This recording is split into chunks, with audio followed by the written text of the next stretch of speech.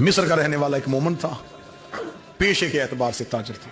हर साल अपने घर में 10 दिन इमाम हुसैन की सफेदा बिछाते। एक साल ऐसा आया कि ताजर मकरूज हो गया। मकरूज भी इतना हुआ कि घर के बर्तन भी बिक गए और मुहर्रम का चांद आ गया।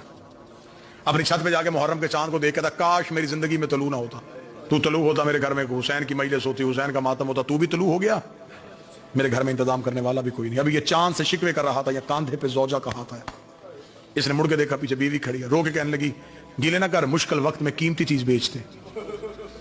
इसके जहन में ख्याल आया, जरूर औरतों को जेवर प्यारे होते, इसके पास कोई जेवर है। देखने का तेरे पास कोई कीमती जेवर तो नहीं? वो कहती हाँ है। आगे आगे जोजा चली, पीछे पीछे शौहर चला। किताब कहती वहां लेके आई जहां 2 बेटे सो रहे थे। बेटों के सराहने खड़ी होके रो के कहती, मेरे घर में इनसे कीमती कुछ भी नहीं है। बाप की निगाहें मां की निगाहों में गई।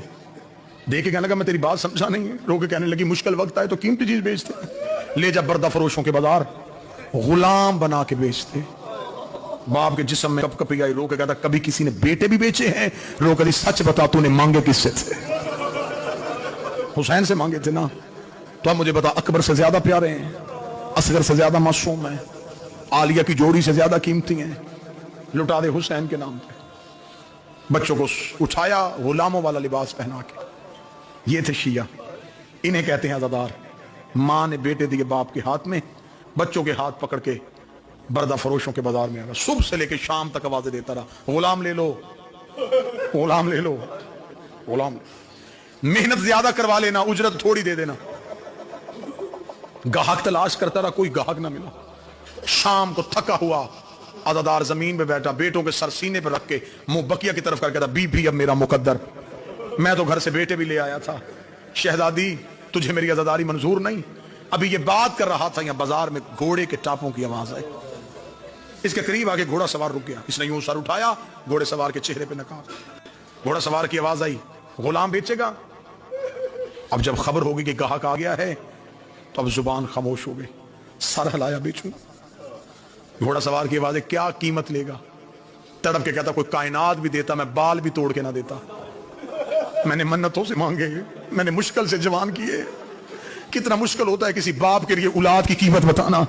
रो के कहने लगा, मेरी जुबान पे कीमत नहीं आ रही, बस इतना दे दे, 10 दिन मेरे घर में गरीब की मजलिस हो सके।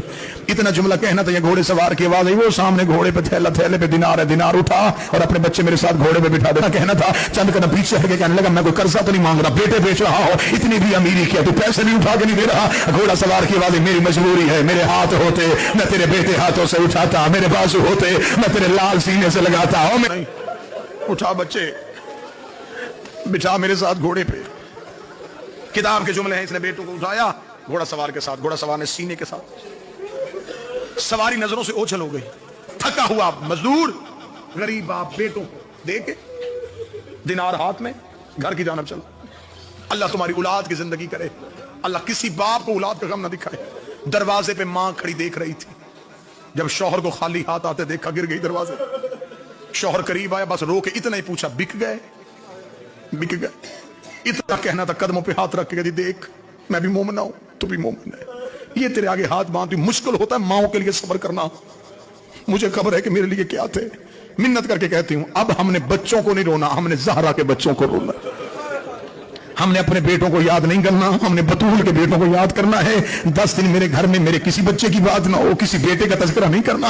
हमने भूल जाना है, हमने समझना है ही नहीं थे। 10 दिन हमने सिर्फ गरीब को रोना है। मिस्र की जामे मस्जिद में ऐलान हो गया कि फलां शिया के घर में हुसैन की अज़ादारी बरपा है। लोग जाना शुरू हो गए, हुसैन का जिक्र हुआ, हुसैन की मजलिस हुई, गरीब का मातम हुआ, लंगर न्याज हुआ, लोग अपने अपने घरों को वापस चले गए। रात आधी से ज्यादा ढल गई। किताब कहती, ना मां सो रही थी ना बाप सो रहा था। मां की निगाहें भी आसमान पे, बाप की निगाहें भी आसमान पे। आधी रात के बाद उठी, शौहर के कदमों पे आके बैठी, रो के कहती, मुझे हुसैन की कसम, मुझे शर्मिंदगी नहीं है। सिर्फ इतना पूछने किसके हाथ बेच के आया था।